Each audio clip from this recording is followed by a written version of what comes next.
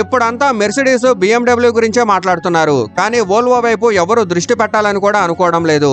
ఎందుకంటే వోల్వో ఇప్పుడు బోరింగ్ కార్లు తయారు చేస్తుందని అనుకుంటున్నారు.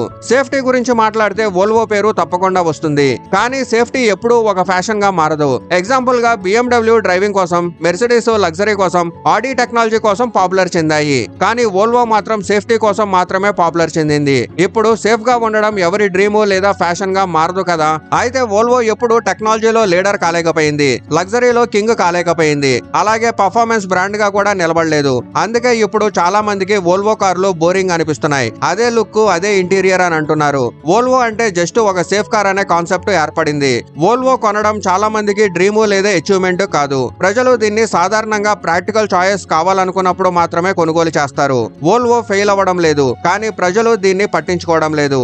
ఎందుకంటే స్పీడ్, లగ్జరీ, టెక్నాలజీ కాలంలో సేఫ్టీకి అంత ప్రయారిటీ ఇవ్వడం లేదు. అయితే వోల్వో లాంటి సేఫెస్ట్ కారు ఇండియాలో ఒకటి ఉంది. అదేంటో తెలిస్తే కామెంట్ లో చెప్పండి.